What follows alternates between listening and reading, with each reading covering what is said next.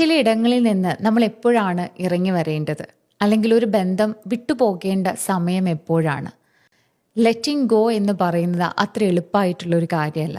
പക്ഷെ ചിലപ്പോഴൊക്കെ നമ്മുടെ മാനസിക ആരോഗ്യത്തിനും ശാരീരിക ആരോഗ്യത്തിനും അതൊരു അത്യാവശ്യമായിട്ടുള്ളൊരു തീരുമാനമാണ്.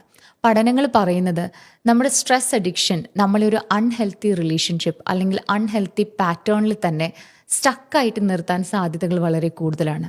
അപ്പോൾ ഈ ഒരു സ്ട്രെസ്സ് നോർമലായിട്ട് ഫീൽ ചെയ്യാൻ തുടങ്ങുന്നു എന്നുള്ളതാണ്.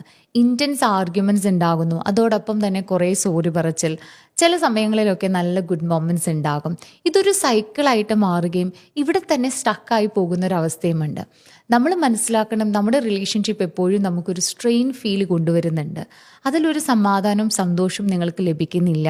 വീണ്ടും വീണ്ടും കോംപ്രമൈസ് ചെയ്ത് നമ്മളെ തന്നെ നശിപ്പിക്കുകയാണ് എന്ന് നിങ്ങൾക്ക് തിരിച്ചറിവ് ഉണ്ട് എങ്കിൽ അതൊരു വാർണിംഗ് സൈൻ ആണെന്ന് മനസ്സിലാക്കി ചിലയിടങ്ങളിൽ നിന്ന് എത്ര ബുദ്ധിമുട്ടിയാലും ഇറങ്ങി വരാൻ നമ്മൾ തയ്യാറാവണം എന്നുള്ളതാണ്. കാരണം റിലേഷൻഷിപ്പ് എന്ന് പറയുന്നത് നമ്മളെയൊക്കെ അപ്ലിഫ്റ്റ് ചെയ്യുന്നതും അതോടൊപ്പം തന്നെ ഒരു ഗ്രോത്ത് കൊണ്ടുവരുന്ന ഒന്നായിരിക്കണം എന്നുള്ളതാണ്. അതല്ല എങ്കിൽ നമുക്ക് നമ്മളെ തന്നെ നഷ്ടപ്പെടും എന്ന് നമ്മൾ മനസ്സിലാക്കണം.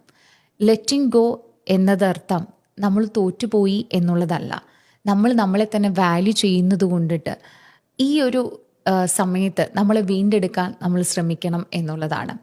പ്രണയം അല്ലെങ്കിൽ സ്നേഹം, റിലേഷൻഷിപ്പ് എന്തും ആയിക്കോട്ടെ, ഇതൊരു കോൺസ്റ്റൻറ്റ് ബാറ്റിലായിട്ട് നിങ്ങൾക്ക് തോന്നുന്നുണ്ട് എങ്കിൽ അതിനർത്ഥം ഇത് നിങ്ങൾക്ക് ഹെൽത്തി അല്ല എന്നുള്ളതാണ്.